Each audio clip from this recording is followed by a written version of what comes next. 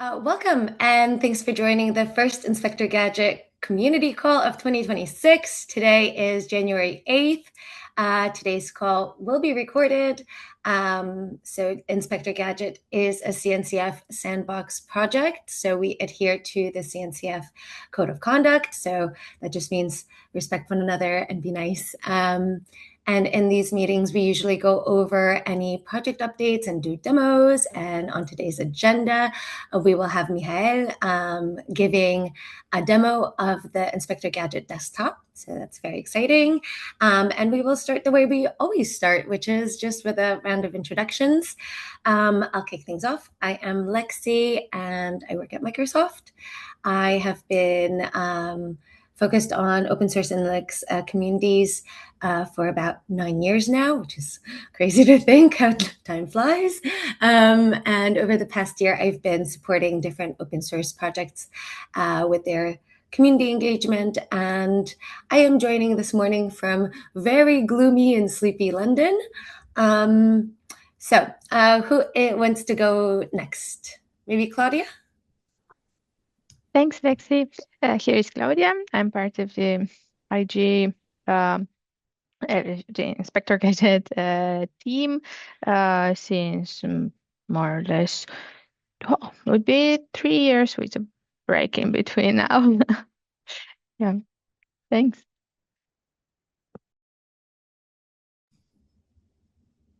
And we could do popcorn, so whoever wants to go next, feel free.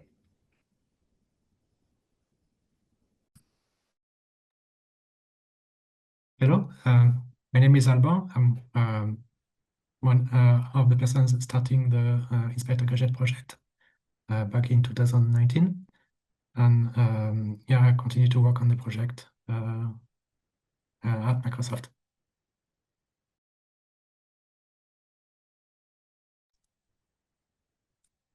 I go next. I'm Michael. I'm also on the Inspector Gadget team at Microsoft now for almost 4 years. Yeah, also maintaining the project. Hey, I'm Dor. I'm from Microsoft Security, joining from Israel, using and trying to contribute as well to Inspector Gadget. So cool to be here.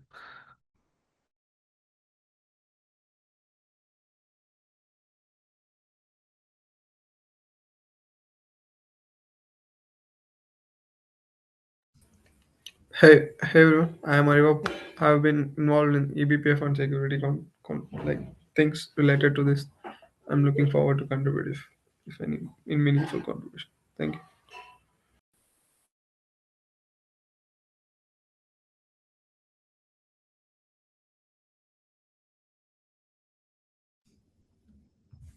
I think we just have Burak. I know that you're unmuted, but can't hear you. Oh, okay, no worries, no worries. You could say your hellos in the chat if anything. All good. Computers are malfunctioning at the beginning of the year. Okay, so I think we could just move on to Michael's demo. Do you want to share your screen, Michael? Yes, let me find the correct window. Okay, so can you see something? Yes, we can. Great. I don't have, sorry? Is it ready to explore? Yes, exactly. That's IG desktop. Yeah, I don't have a big like presentation prepared. I just wanted to quickly dive directly into the Inspector Gadget desktop project, and just to give a quick introduction about it. It's essentially just another client for Inspector Gadget, like the command line tools you're probably used to, like Gadget CTL or kubectl Gadget. And Inspector Gadget is just another user interface that you can use for both scenarios. So it can do what kubectl Gadget does, connect to your Kubernetes cluster, but it also can connect to IG running as a daemon on a remote host. basically doing the same that Gadget CTL does.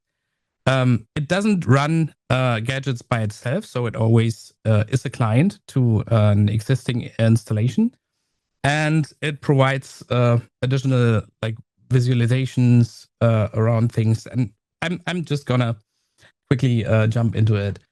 So how this works is you can set up different environments. An environment is like an installation in Kubernetes or an installation at a remote host using IG daemon. And you can add several of them. And then you can run gadgets inside of these environments. I'm just going to quickly go through the installation process. So if I would add a new environment on my Kubernetes cluster, then I can just create the environment like this. I select the runtime. Like I said, IG as daemon. We can connect to IG on Kubernetes. And in this case, I want to connect to my Kubernetes cluster. And it's like checking whether Inspektor Gadget is already installed. In this case, it's not. So we provide an easy button for you in here where you can quickly deploy Inspektor Gadget on that cluster. You can configure a couple of things like OpenTelemetry, exporters, and so on. But I'm just going to go ahead and click deploy to see how that looks. And yeah, so it successfully deployed IG on my cluster. Now we can see the version in here. And I would just press create environment to get a new environment. I've got one set up here with a couple of recently run gadgets, so I don't want to create a new one. But this is what it would look like after just creating the new environment. And from here, you can just run gadgets like normal. You can enter any kind of short name, but you can also use the full URLs in order to run them. And you can click Discover in order to check what GitHub, what Artifact Hub has in store, and run gadgets from in here. Yeah, so if we're just gonna run, let's do something that is trace open, for example.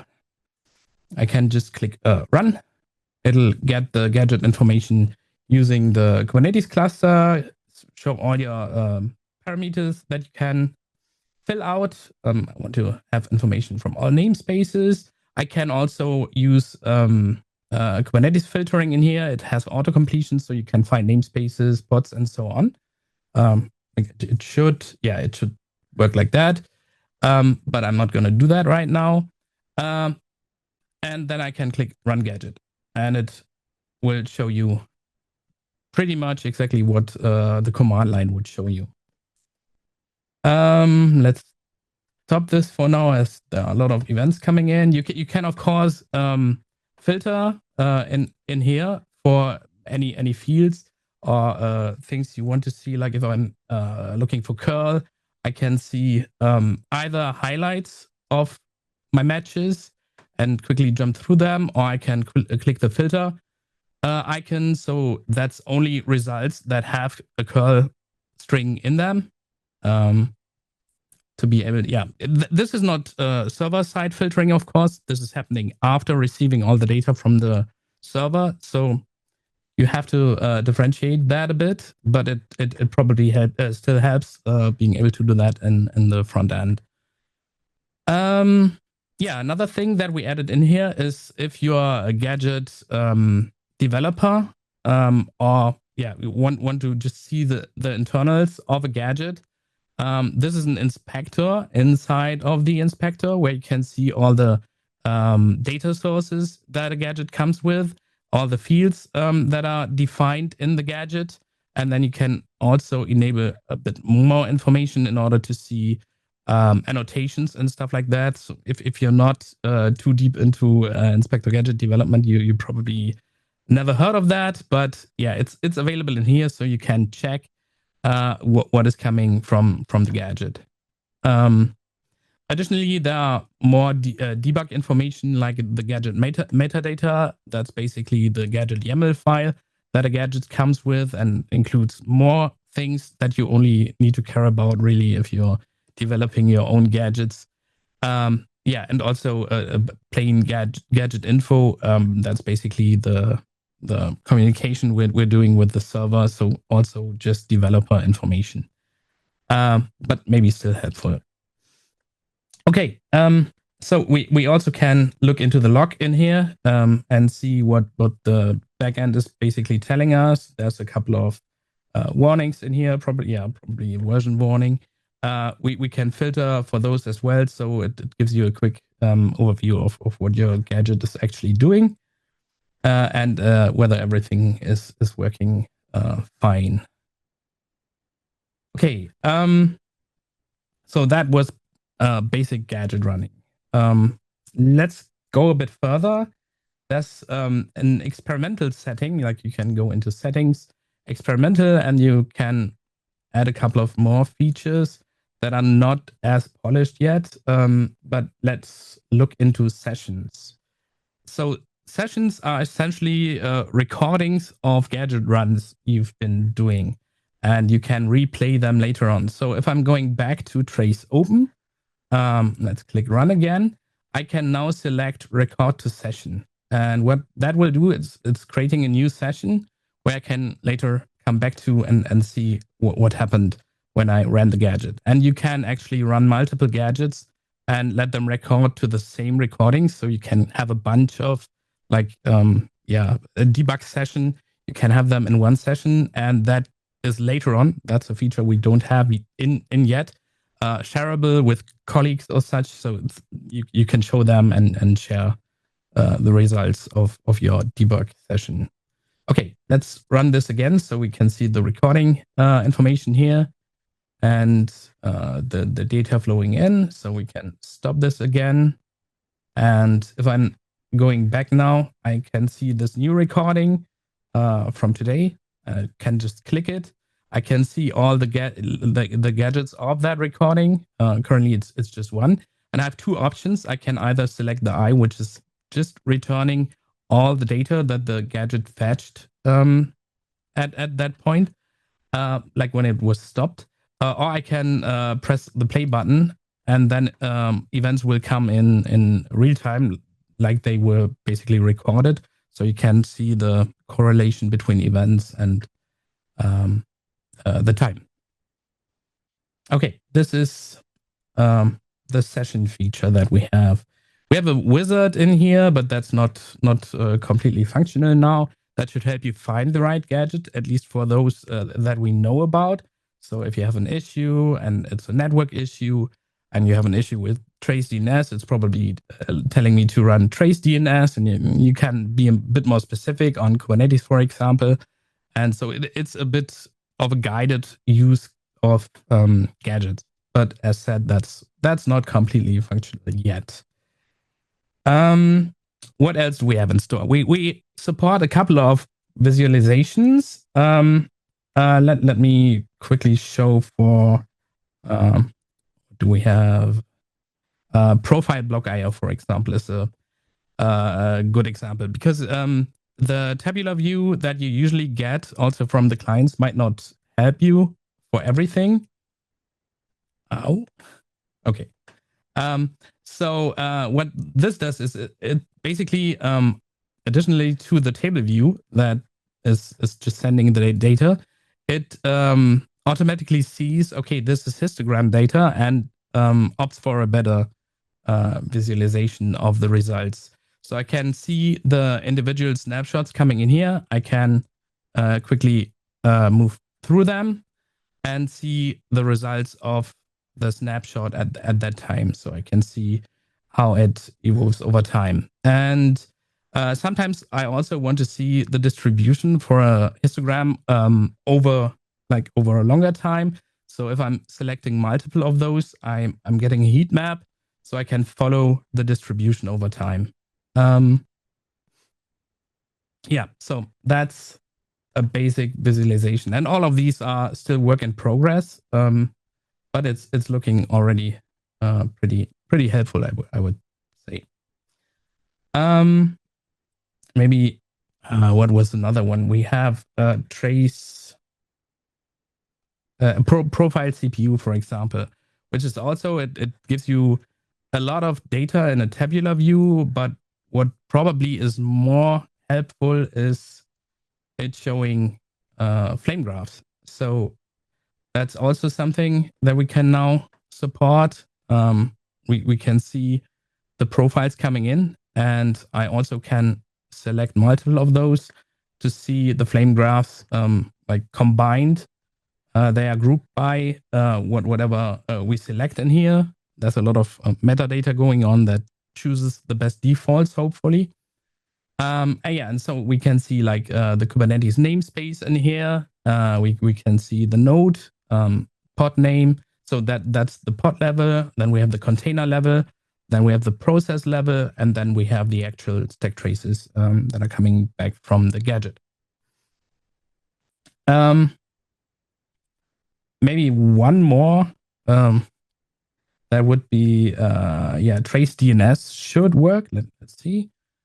If it is. Okay. So this gadget has a source and destination ports defined.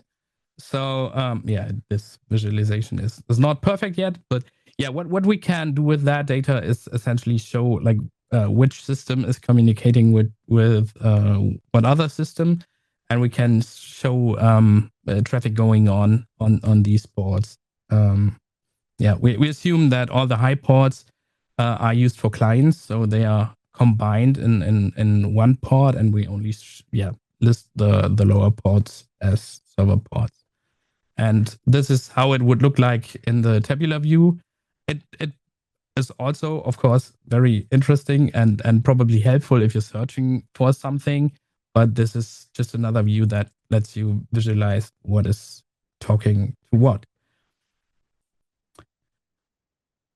Okay, that's that. I showed the artifact hub. I showed the recordings.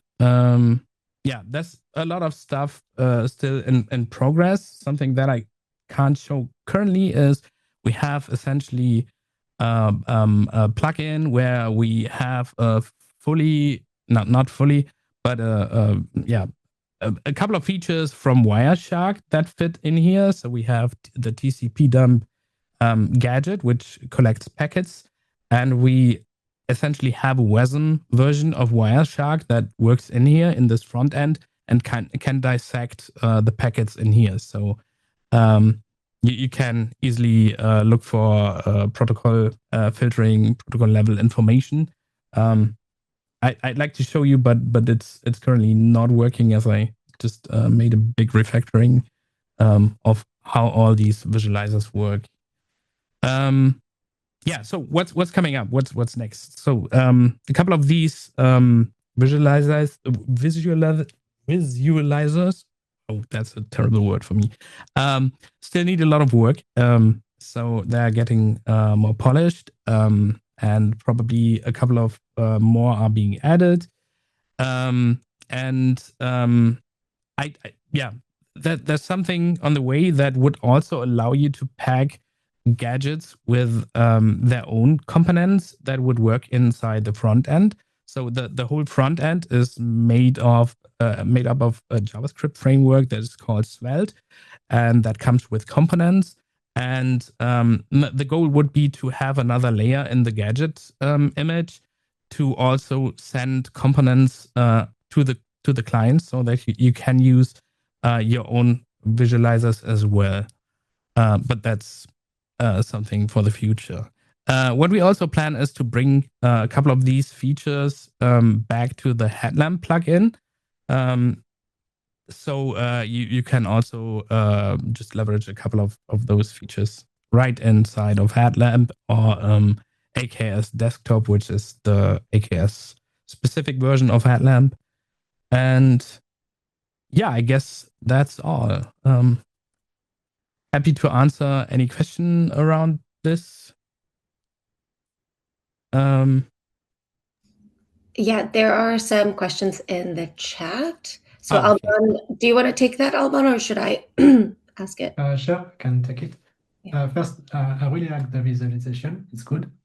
About the 2NS gadget, when you talk about the collapse high port feature, can you explain how it is implemented? Is it in a gadget YAML metadata file, or is it in a client side somehow?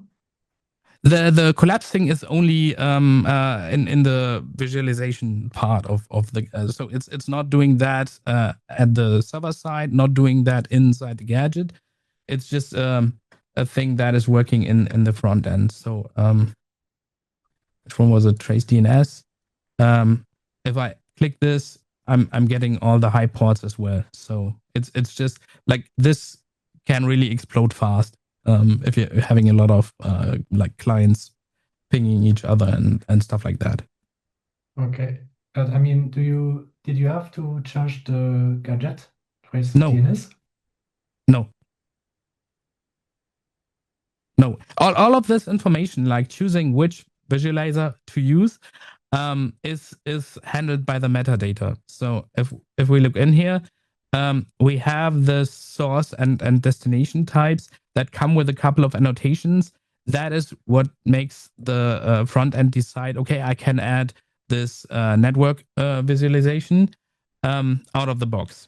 A couple of other gadgets might need specific annotations to be able to support that, but that's how it works. And the front end also tries to figure out what it can actually show, because it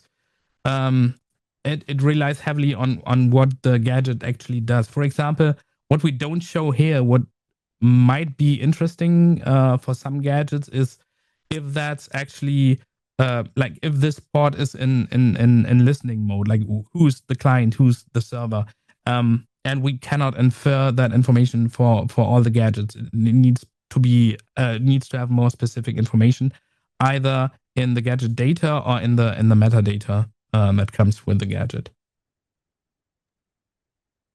Can you show the metadata of this data source to explain? Yeah, sure. So we have the let me see the source.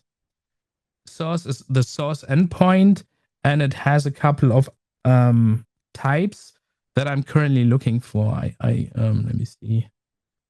I would need to check the source code which one I actually used for that, but it's probably hard coded name currently for this one, because this is the latest one that I was working on.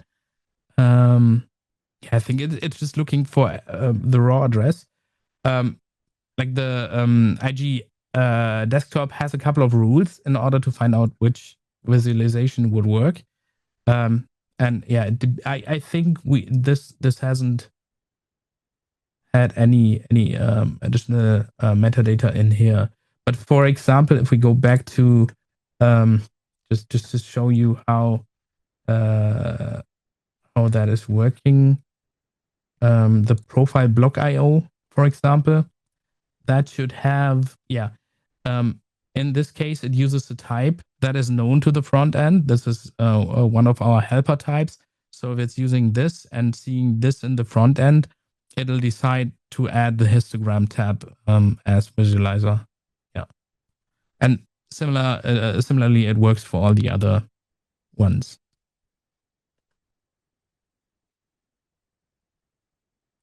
Make sense?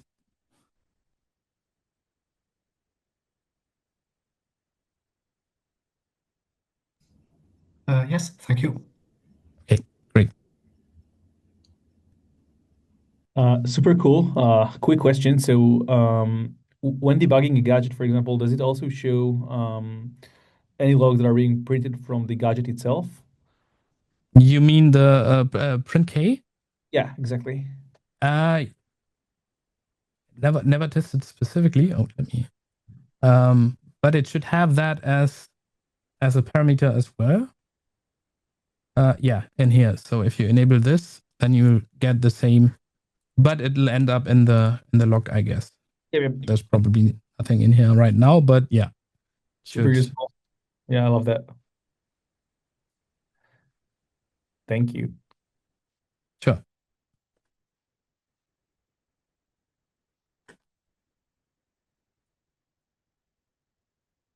Okay.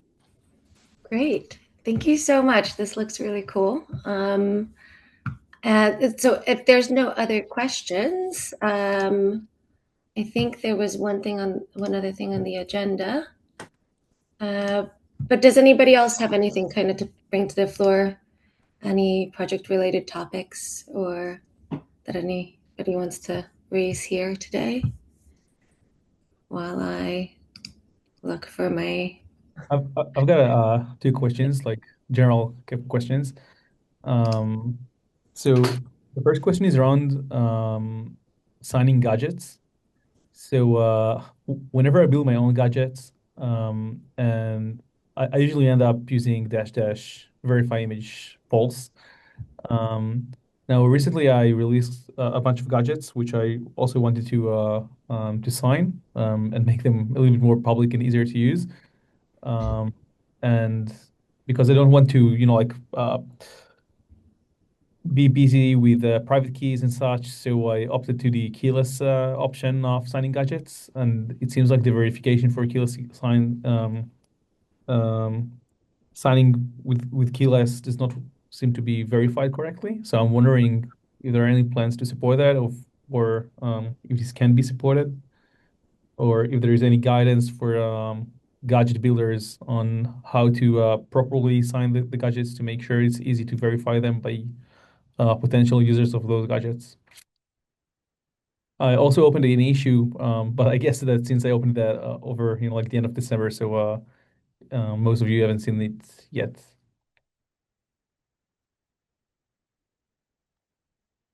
I'll share it in the chat, just in case.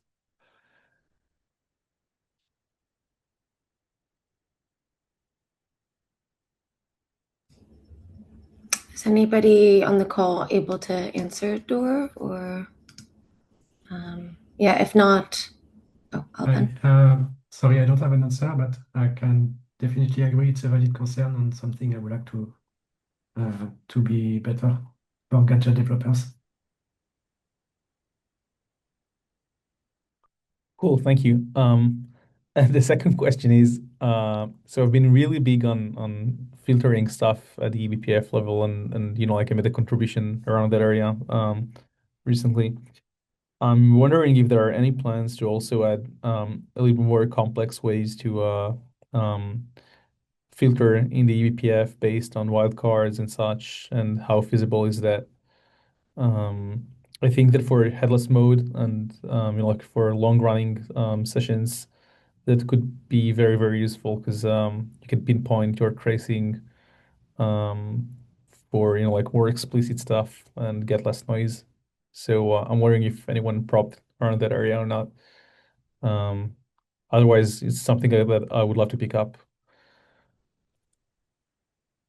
I did some experiments around that using the filtering that we do on the client side currently, because it generates an AST in the background, which you could use to also, like, if you have both the gadget information and the parameters it supports and the AST from the filtering engine, you can basically offload some of those. Like if there's a comparison that that we could support in eBPF, we could inject that in the eBPF program. That was what I was experimenting with, but there's been no progress for the past half year, I think, on that. But it would be great to have such a thing. And in combination with the filtering engine, I think that would be super cool. Like if you can just filter for a process and then have a helper function in eBPF that is able to do the actual filtering in eBPF, and then the filtering engine just offloading that because it sees that it can fill out parameters for the gadget. That was the idea behind it.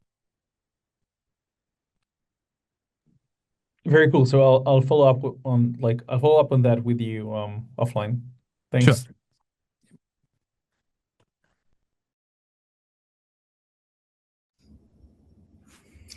Okay, great. If nobody has anything else, I will just share. So Maya actually did a little recap, a long recap actually. Let me just share the screen. So she did a recap of 2025. I will. I don't think I can really go into it because there's a lot of technical stuff that I just don't know, unless somebody else wants to kind of pick it up. But I will put the link in the chat, I'll also put the link in the YouTube video and the recap on Slack. So do check it out. Yeah, I think the only thing I could really talk about is community growth and events and webinars, which is, lots of links anyway. So yeah, check it out. And yeah, lots happened last year, and it's valuable to kind of look back and see where the team has gotten the project. So very cool stuff. And yeah, I think that'll be kind of the end of the call, and we will just wrap up. Yeah, the next community call is February 12th at 3:30 p.m. UTC. And in the meantime, you can chat with the team in the Kubernetes channel, right? Kubernetes, yes, and on GitHub. So yeah, thanks for joining the first call of the year, and I wish you a wonderful start to 2026. And thank you, Michael, for the wonderful demo. I think, yeah, it really started the year off well for our community calls to share that. So thank you, everyone. And yeah, have a great week. Thanks, Thank you. everyone. Okay. Bye. Bye. Thanks. Goodbye.